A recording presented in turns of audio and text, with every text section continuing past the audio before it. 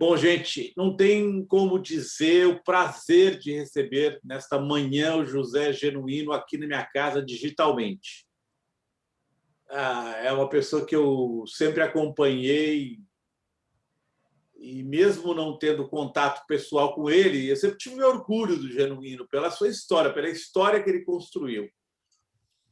E hoje é uma manhã muito especial, porque daqui a pouco o ex-presidente Lula vai falar, e provavelmente vai falar alguma coisa sobre possível candidatura em 22. Mas eu queria perguntar para o Genuíno antes, por que ele me disse logo na abertura que essa é a terceira quarentena dele, Genuíno? Por que a Ô, terceira? Azenha, bom dia falar contigo, é um prazer. Te conheço, leio seus artigos, leio seu trabalho. Quando eu estava no auge da luta parlamentar, eu me lembro muito de várias entrevistas contigo. Quando eu falo a terceira quarentena, eu peguei a primeira 5 anos na época da ditadura, quando eu fui preso, né? Depois eu peguei a quarentena da Ação Penal 470, o chamado mensalão, 1 ano e meio misturando prisão domiciliar com papuda. E agora a terceira quarentena sanitária. E eu ligo essas 3 quarentenas, Zenha, com um pouco a história do país que eu vivi. Eu iniciei minha militância em 64, como secundarista.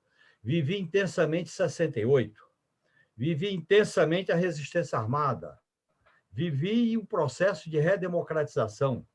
Vivi a experiência de apostar tudo na luta parlamentar, nas alianças e na confiança que a burguesia brasileira era democrática. Quebrei a cara. Vivi intensamente as negociações com o parlamento, com as Forças Armadas, com o sistema de justiça, e essas instituições mostraram que não são democráticas. E vivi intensamente o desafio de o PT ser governo, em que a gente fez muitas coisas para o povo, mas nós não mudamos as instituições do Estado. E esse Estado, nascido da Constituição de 88, nos golpeou. E é isso que eu tenho uma lição muito forte nesse momento. Eu costumo dizer que essa semana é uma semana especial. Você sabe que é correto aquela história do Lênin. Às vezes, um dia vale um mês vale um ano, e um ano vale 10 anos. Há uma condensação muito forte nessa semana. E é o passado quer passar, mas parece que as forças do atraso não querem que o passado passe. E por que a figura central dessa crise é o Lula? Porque o Lula, Azenha, você cobriu muito isso, ele nasceu como liderança popular da transição das lutas grevistas. E ele sempre representou esse país que quer ter vez, direitos sociais, emprego, democracia, soberania. É um país sem racismo, sem homofobia, um país sem feminicídio, um país respeitando a comunidade LGBTQIA+, um país dos quilombolas, dos indígenas, um país que se respeita a diversidade. E esse país, Azinha, várias vezes tentou botar a cara para fora. Na Constituinte, o velho Ulisses tinha total clareza disso e botou o povo dentro do Congresso Nacional. Mas a transição pactuada por cima tolheu a possibilidade de uma mudança profunda. E agora nós estamos vivendo uma crise porque o sistema de justiça produziu essa maior monstruosidade, segundo as palavras do Gilmar Mendes ontem, produziu um monopólio midiático que fez um conluio com o sistema de justiça e produziu a tutela militar, que através do Twitter, não precisou de arma nem fuzil, tutelou o sistema de justiça, principalmente o STF. Este país vive um dilema, porque produziu um presidente que é a crise, um presidente que é o negacionismo, um presidente que é a negação, um presidente que é morte, um presidente que é desemprego, um presidente que é regra de ouro. Como é que você pode falar em regra de ouro do teto de gasto quando as pessoas estão morrendo na fila de hospitais? É brincadeira. Então, este país tem que encontrar um outro futuro. E eu acho que essa crise que está colocando o Lula no centro da conjuntura foram eles que criaram. Porque eles deram o golpe em 2016, prenderam o Lula e fizeram uma eleição manipulada. Isso em nome dos interesses econômicos superiores, dos monopólios, das finanças, da dependência aos Estados Unidos, das reformas fiscais. O Deus do mercado e a igreja do dinheiro quebrou a cara com o Covid. Isso tudo vem à tona. O povo quer vida, quer democracia, quer direitos. Esse é o dilema que nós estamos vivendo. Portanto, Eu estava ontem, Azen, assistindo inteiramente aquele depoimento, aquelas falas do Supremo. Na hora que a política não comanda o país, dá crise. A justiça não é que comanda o país, não é militar que comanda o país, é a política. O velho Ulisses dizia: a política é a solução para tudo, é o conflito, é o dissenso, é a negociação, é a eleição, é ouvir as pessoas. Isso é que é o país. Então, essa ideia que fizeram uma espécie de atalho, e como diz a piada, aí diz que a história não se repete, ora é uma farsa, ora é uma tragédia. A farsa pode produzir uma solução democrática. É o que está em jogo agora. A farsa da Lava Jato pode produzir uma solução democrática desde que a gente tenha a solução pela soberania popular. Genuíno, o que você achou do voto do Gilmar Mendes? Eu achei um voto bem articulado, bem feito. De uma certa maneira, aquele voto, eu conheci muito o Gilmar quando eu era parlamentar. De uma certa maneira, o Gilmar sempre ficou no fio da navalha entre um garantismo constitucional correto e os momentos em que ele fez opção política. E eu acho que ele, inclusive, relatou ali que ele sempre fazia crítica ao PT, mas a coisa chegou a um ponto que ele não podia... Ou ele passava para a história como um grande jurista, e ele sempre teve conhecimento jurídico para isso, então ele passava a história como está passando o jurista lá do Paraná. Então, eu acho que foi um voto bem articulado, bem feito. Ele desmontou a Lava Jato. E o voto do Lewandowski consolidou aquele processo. Agora, o grande problema, Zenha, é que essas posições do Supremo, a justiça não pode comandar a política. Eu me lembro de uma frase do Ulisses Guimarães, quando era na Constituinte, quando ele chamou os militares de três patetas, quando teve aquela crise da Constituinte. Ele dizia: meninos, eu era menino naquela época, eu tinha 40 anos, ele dizia: olha, a política é a solução para tudo. E a gente dizia: e o Supremo, presidente? Ele disse: lá não tem rampa, porque não tem rampa para o povo votar e ser um dia entra e um dia sai. A política é a rampa, é o conflito, é essa ideia do pensamento único, do autoritarismo, da manipulação, da perseguição. Agora você sabe que no passado, e eu vivi intensamente isso, Azen, no passado era a tortura física que chegava na alma, agora é na alma que chega no físico. Eu vivi o que é uma destruição de biografia, o que é você se chamar de corrupto, o que é você ser ridicularizado. É uma destruição. Esses mecanismos modernos de destruição, que é a chamada guerra contra a corrupção, como teve a guerra contra as drogas, a guerra contra os muçulmanos, isso aí levou o país, e está levando o mundo e alguns países, a um desastre democrático. E eu acho que nós estamos vivendo o epicentro desse desastre. E eu acho que o Gilmar Mendes foi feliz de duas coisas que ele colocou. Primeiro, ele disse que é necessária uma reforma na Justiça Federal. Esse protagonismo do lawfare na Justiça Federal tem que ter uma reforma. Segundo, uma reforma no Ministério Público. E aí a esquerda tem responsabilidade, porque nós, na Constituinte, demos muito poder ao Ministério Público. No Estado, Azenha, não dá para ter poder absoluto para instituições. Aliás, essa lição o Geisel nos dá. No fim da ditadura, quando o Doicode queria ser o todo-poderoso, o Geisel derrubou 2 4 estrelas, né? Por causa da morte do Herzog e do Manuel Filho. Qualquer instituição do Estado, quando vira todo-poderosa, ela apronta, porque é da natureza. Por isso que tem um sistema de freios e contrafreios. Quando esse sistema se desequilibra, como aconteceu com a Lava Jato, deram todo o poder à Lava Jato, porque o inimigo era o PT. Deram todo o poder ao Lava Jato, porque o Lula tinha que ser interditado. Deram todo o poder ao Lava Jato, que era a solução milagrosa para o país. Produziram o Bolsonaro, que agora não sabe o que fazer. Então, essa é a crise que o Brasil está vivendo, produto de escolhas que a classe dominante, que a burguesia brasileira fez, porque ela é canalha, escravocrata, pensa a curto prazo e não tem um projeto de nação soberana, democrática, socialmente justa. Você foi, Genuíno, assessor do ministro da Defesa, do Celso Amorim, e tido do Jobim. Do Jobim. Também do Jobim, dos dois. Dos dois. E tido como uma pessoa próxima dos militares. Como que você vê a presença maciça deles agora nos cargos chave do governo Bolsonaro, praticamente a sustentação dele do ponto de vista de base, né, além das polícias militares, etc. E tal. Onde estão os militares nacionalistas, de que a gente tem saudade? Sumiram?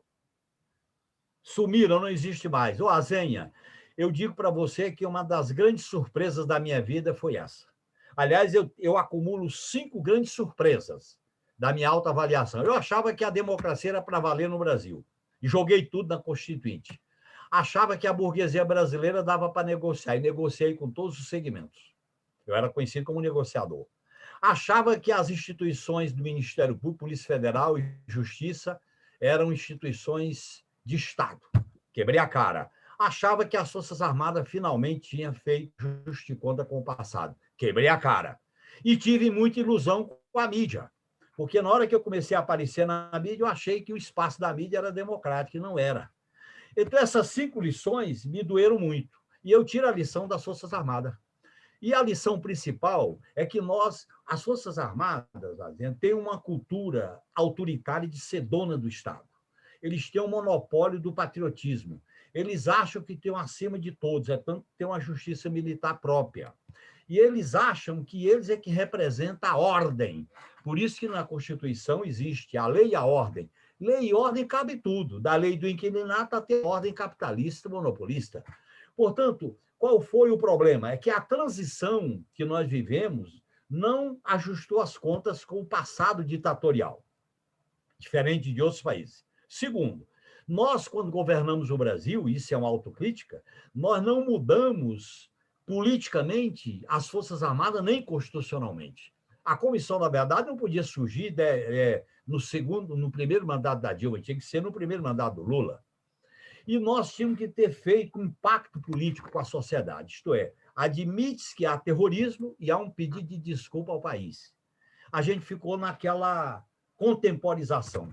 Tem certas coisas que nós não podemos contemporizar. Por exemplo, se a democracia contemporizar com os protagonistas da Lava Jato e passar a mão por cima, como que é o Facchini, restituir os direitos políticos do Lula, mas livra a cara dos protagonistas da Lava Jato, eles voltam depois.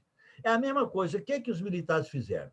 A comunidade de informação foi para dentro das escolas, foi para dentro da administração, foi para cargo comissionado nas academias, e quando surgiu a ideia da guerra revolucionária, em 2013, 2012, quando surgiu a ideia da guerra mundial entre Estados Unidos e China, quando surgiu a guerra do politicamente correto e do marxismo cultural, eles usaram a Comissão da Verdade para justificar uma intervenção indireta, porque o golpe de 64 foi direto, esse agora foi indireto. Então, eu acho que, para mim, nós temos uma grande lição. As Forças Armadas têm que subordinar o poder civil.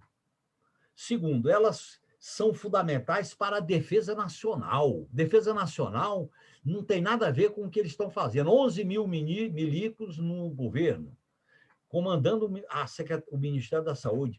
Isso é uma deformação. A mesma coisa é as Forças Armadas aplicar a GLO, Garantia da Lei e da Ordem. Isso é a polícia. Segurança pública não é guerra. Há uma diferença entre violência e força. Força você usa na segurança pública, violência é quando você mata. Então, é necessário uma mudança profunda nessas questões. E, no meu modo de entender, o passado não passou. Na verdade, nós temos uma transição inconclusa e uma democracia também inconclusa. Ou nós resolvemos essa questão pelo caminho da soberania popular, que é o direito do povo votar e escolher, e todos se submetem e prestam continência ao povo, ou então nós vamos ficar acumulando crise. Aliás, Azenha, hoje está fazendo 60 anos da grande crise da renúncia do Jânio, em que se negociou o parlamentarismo do Tancredo. Você se lembra? Foi uma negociação pelo alto, depois veio a crise de 64 e produziu essa situação que nós estamos vivendo ditadura, transição, processos inconclusos. Desculpe. Então, é necessário uma reflexão profunda sobre isso. De uma certa maneira, eu acho que o Brasil quer encontrar um outro caminho. As fórmulas apresentadas deram, a classe dominante deu com os burros na água. Para derrotar a esquerda, eles aplicaram tudo ou nada do capitão. E o capitão agora criou um problema. É ruim sair dele e é ruim ficar com ele. Ô, Genuíno, eu acho que um dos erros do PT, talvez porque o Lula se reelegeu em 2006, foi meio que empurrar o mensalão meio de lado, assim, vamos... E eu estou tentando resgatar um pouco dessa história de como o mensalão precedeu a Lava Jato, né? As ideias do mensalão, da Lava Jato estavam incubadas no mensalão. Então, eu queria, como fiz recentemente com o Pisolato, eu queria que você relembrasse rapidamente o seu caso. E se você não acha que o seu caso era para ser anulado, porque eles fizeram uma formação de quadrilha, obviamente inventaram e tiraram da cabeça deles, porque formação de quadrilha era politicamente interessante, porque aparecia na televisão, e daí a pena era mais alta. Claro.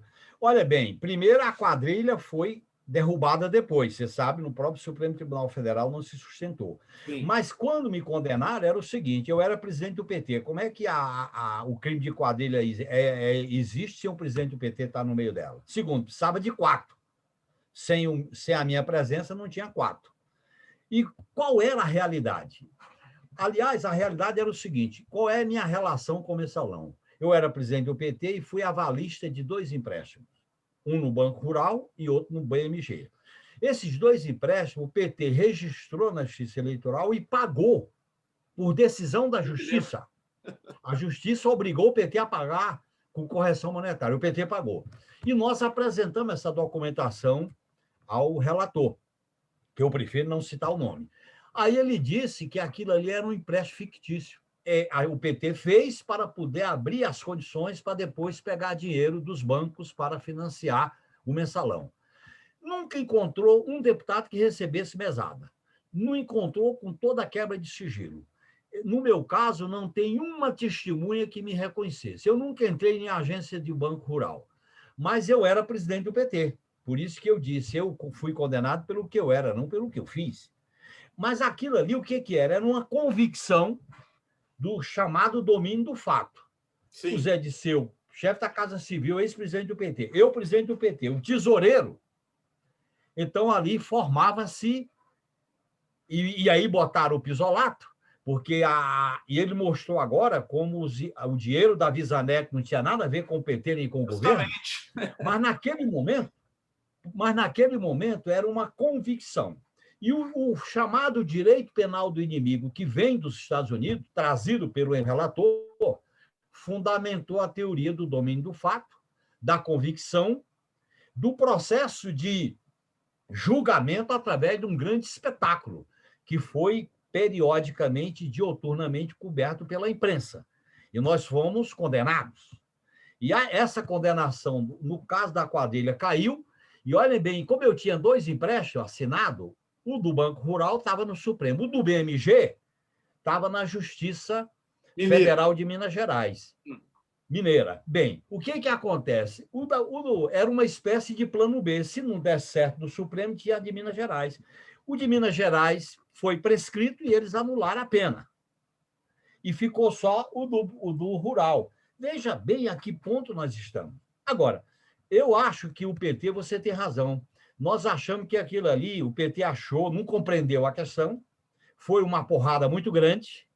Eu acho que o PT tinha ilusões no sistema de justiça, tanto que aprovou a Lava Jato, aprovou a ficha limpa, deu instrumentos legais como delação premiada, organização criminosa, lei antiterror, etc., porque tinha uma espécie de ilusão nas carreiras de Estado, na meritocracia.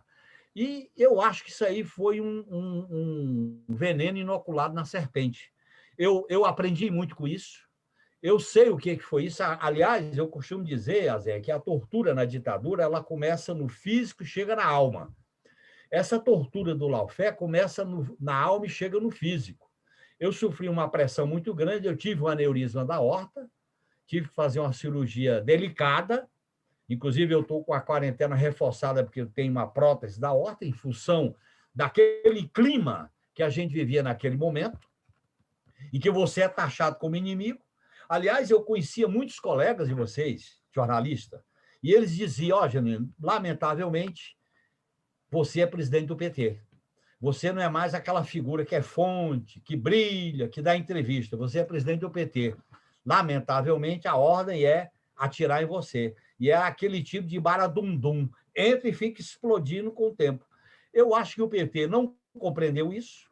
Nós achavam que iam virar a página condenando a gente sendo preso. E foi uma ilusão, porque quando eles diziam que era 40, a primeira denúncia era 40, faltava quem? O Alibaba. Eles não tinham força para pegar o Lula. Aí eles foram acumulando força. Acumularam com o Petrolão, chamado Petrolão, aí atingiram o Lula. A Dilma foi apenas uma passagem, porque o que eles queriam pegar o Lula.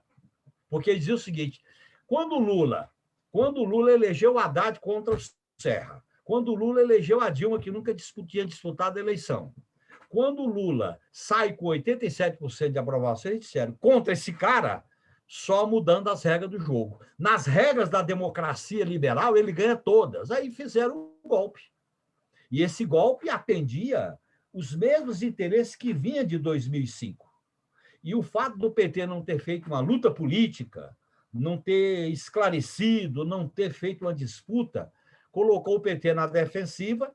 Quando veio a ofensiva da Lava Jato, como ela centrou no Lula, e aí o Lula, com sua força, com seu prestígio, com a sua sensibilidade, o PT conseguiu acumular força para fazer isso que nós estamos vivendo agora. Essa crise, Azen, o que é essa crise? Essa crise que o Brasil está vivendo é a crise de um período histórico em que se rompeu com as regras da democracia. Você sabe, a democracia não permite cavalo de pau. Quando você dá cavalo de pau na democracia, isso aconteceu na Alemanha, na Itália, na Espanha, aqui no Brasil, quando você dá cavalo de pau na democracia, vem um troco. Deram cavalo de pau há 60 anos com o parlamentarismo lá Tancredo, você sabe disso. 60 anos, exatamente no dia de hoje. Veio 64. Deram o cavalo de pau, o Getúlio deu um tiro no peito. Deram cavalo de pau na Constituição de 88, a Constituição Liberal. Então, essa maneira da classe dominante governar o país de maneira exclusivista, autoritária, sem fazer concessões aos de baixo, está levando o país a esse desastre. Esse desastre com esse governo. O governo do capitão é um desastre para o país. É um desastre sanitário, social, econômico, internacional e civilizatório, porque o Brasil pode virar o foco da contaminação mundial. O Brasil, Azenha, tinha expertise de vacinação no mundo. O Brasil tinha um know-how. O Brasil tinha condições de estar dando uma lição ao mundo. Você imagina se o Brasil tivesse nos BRICS, com a China e com a Índia, se o Brasil tivesse fabricando vacina e atendendo com a sua América do Sul inteira. É o que a China está fazendo com seus vizinhos. Sim. A Índia também. Porque para combater o vírus, você tem que ter uma política de combate ao vírus nas fronteiras. Então, esse desastre, essa elite que só pensa na bolsa, que só pensa no investimento, que só pensa no curto prazo, preconceituosa, usa a religião, o Deus, a propriedade, o mercado como valores supremos, só que o Covid derrotou tudo. O Deus do mercado foi para o beleléu. O Deus do dinheiro foi para o chão. A privatização, o que deu? A ideia do fim da luta de classe, o que deu? O fim da história, o que deu? Então, olha bem, eles estão agora no chão mesmo, porque a humanidade está colocando em risco. Eu me dei conta, Azen, o seguinte, para que serviu a OTAN na Itália, na França, para combater o Covid? Foram os cubanos que foram lá para salvar italianos e franceses e espanhóis. Olha a minha tragédia aqui no Brasil. Tiraram 30 bilhões do SUS, expulsaram os médicos cubanos. E olha o que dá. Então, nós estamos vivendo uma crise civilizatória, Zenha. E a esquerda tem uma responsabilidade muito grande de apresentar o futuro. Nós não podemos consertar o país com esparadrapo e band-aid, porque a sangria é muito profunda. Nós temos que ter reformas estruturais. E eu acho que o PT, junto com os partidos de esquerda, tem que ter uma plataforma para enfrentar essa crise, que é profunda. No meu modo de entender, essa é a grande responsabilidade. Não é para discutir a campanha do Lula, a eleição de 2022, nós temos que discutir 2021. Se a gente botar 2022 na frente de 2021, quebra a cara. Tem que ser 2021 para depois chegar. E esse cara tem que ser interditado. Você sabe que existe o princípio democrático do impedimento democrático. Quando um governante coloca em risco a vida e o processo civilizatório das garantias individuais, pode ser destituído democraticamente. É isso que está em jogo. Então, eu entendo que nós estamos vivendo um grande desafio, uma grande encruzilhada. Genuíno, finalmente, ex-presidente Lula podendo disputar a eleição no ano que vem. Primeiro, você acha que ele deve ser o candidato do PT? E você acha que ele ganha a eleição do Bolsonaro? E com que Olha, primeiro, assim, qual é a plataforma dos seus sonhos já para 2021, 2022? Primeira coisa, a questão central agora não é a eleição e a candidatura do Lula. A questão central é enfrentar a crise social, a crise sanitária e tirar esse governo. Segunda prioridade, unir as forças progressistas e democráticas. Eu não sou favorável à frente ampla, porque eles deram o centro, chamado centro, deu um golpe. O centro fecha com o programa do Guedes, quer privatizar, quer teto de gastos, quer ajuste fiscal. Não dá para fazer aliança, nós podemos fazer coisa pontual. Então, nós temos que fazer um bloco de forças de esquerda e centro-esquerda. Qual é o programa dos meus sonhos? Primeiro, imediatamente, vacina, auxílio emergencial, emprego, a democracia e fora esse governo e o que ele representa de ruim. A partir daí, nós temos que evoluir para redefinir o Estado, o papel do Estado. Como é que nós vamos financiar o SUS e a educação? Se os ricos pagarem imposto, nós temos que ter uma tributação progressiva sobre as rendas, sobre as fortunas e principalmente sobre a oligarquia financeira, coisa que o nosso governo não fez. Nós distribuímos renda e não riqueza, porque a oligarquia dos bancos e dos investidores que especulam tem que pagar imposto progressivamente. Eu acho que nós temos que defender as liberdades democráticas que estão em risco. Essa liberdade democrática não pode ser só a eleição, tem que ser a eleição, mas a defesa da luta das mulheres, da comunidade LGBTQIA+, dos negros e das negras, dos quilombolas, dos indígenas, da juventude, nós temos que mudar, porque hoje, Jazinha, não tem mais aquela velha classe operária quando o PT nasceu. Hoje é outro público. Então, nós temos que ter uma relação mais horizontalizada, nós temos que ter um diálogo mais horizontalizado. E nós temos que fazer uma espécie de frente, da seguinte maneira: procedimento, ninguém manda e ninguém veta, vamos convergir. Quem quiser, entra. Quem não quiser, não vamos nos incomodar. Pode ficar fazendo desaforo e não vamos perder tempo. E eu não vou citar o nome, mas vocês sabem a quem eu estou me referindo.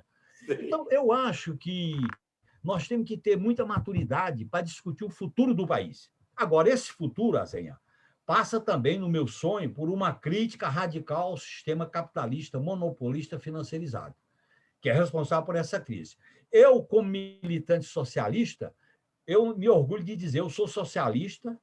Para mim, o socialismo é a radicalização da democracia, é a sociedade de direito, é a alternância do poder, é a pluralidade. Eu faço, portanto, um resgate do socialismo libertário e critico o socialismo autoritário com as experiências que nós vivemos. Agora, eu tenho que dizer para a minha comunidade, para o povo brasileiro, que nós não podemos buscar uma saída para essa crise sem um modelo global. Por exemplo, como é que a ordem mundial vai enfrentar a crise sanitária da saúde pública? Tem que discutir isso, o papel da OMS, porque o vírus chega e não tem fronteira, ele globaliza. Como falaram tanto em globalização dos mercados, o vírus acompanhou a globalização dos mercados.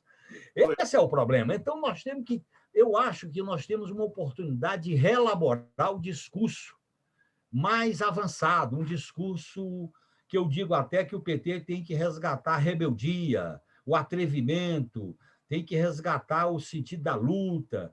Nós não podemos nos acomodar a esse status quo da morte, do vale tudo, nós não podemos normalizar a normalidade. Então, eu estou militando, eu não quero mais disputar eleição, não quero cargo, eu sou um militante de causas e sonhos. Para mim é fundamental essa. A lição que eu tiro da minha vida, assim, eu vivi todos os episódios com intensidade, não vivi nenhum pela metade, até mesmo quando eu fui derrotado, e alguns eu sofri derrotas profundas, eu acho que é necessário a gente reconstruir a esperança. Eu costumo dizer que a esperança é vermelha, e nós não temos medo dela, porque ela é vermelha, porque transforma, muda. E eu acho que essa sociedade do mercado, que coisifica as pessoas, que humilha os pobres, que humilha as mulheres, nós temos que dizer um basta, não dá, eu quero um outro modelo de sociedade, e eu dou nome a isso. Então, eu digo para você que são meus sonhos. Eu acho que o Lula tem um grande papel como articulador das forças progressistas e de esquerda. Não é hora da gente discutir se ele vai ser candidato ou não. Nem ele deve dizer que é, nem que não é, porque a tarefa central agora é articular a defesa do povo e contra essa monstruosidade que está na Praça dos Três Poderes. Esses são meus sonhos nesse momento que eu sou um militante de causas e sonhos. Eu aprendi lendo Eduardo Galeano, que ele diz: sonhar é caminhar, caminhar é o caminho. E eu acho que a gente não pode viver sem sonho. Eu não consigo viver sem sonho. Quando eu estava preso na solitária, eu tinha que ter sonho. Quando eu estava na Papuda, sendo humilhado com o mensalão, eu tinha que ter sonho. E é isso. Para mim, sonhos é uma motivação para a gente construir um caminho revolucionário. Revolucionário não é no sentido do put, do ato. Revolucionário é o modo de viver, é processual, é acumulando força, é mexendo com corações e mentes. Nós temos que voltar a dialogar com os corações e mentes do povo. O povo está triste, sofrido, humilhado, arrependido e raivoso. Como é que nós vamos caminhar nessa trilha? É um desafio. Genuíno, eu fiquei muito satisfeito de ver que a sua lucidez revolucionária parece que um menino. Então, muito obrigado. Me deixa muito feliz, viu? Você sofreu tantas injustiças na vida. A do mensalão certamente foi a maior, porque o que você disse sobre meus colegas era o que os meus colegas diziam comigo: como o Genuíno está nessa aí? Ele é o que menos tem a ver com isso. Enfim, parabéns pela lucidez e vamos em frente, né? Muito obrigado, Azen. Um grande abraço, foi uma alegria falar contigo. Você me inspirou a fazer uma entrevista um pouco de desabafo, mas um desabafo consciente. Muito obrigado. Muito obrigado. Bom dia para você, viu?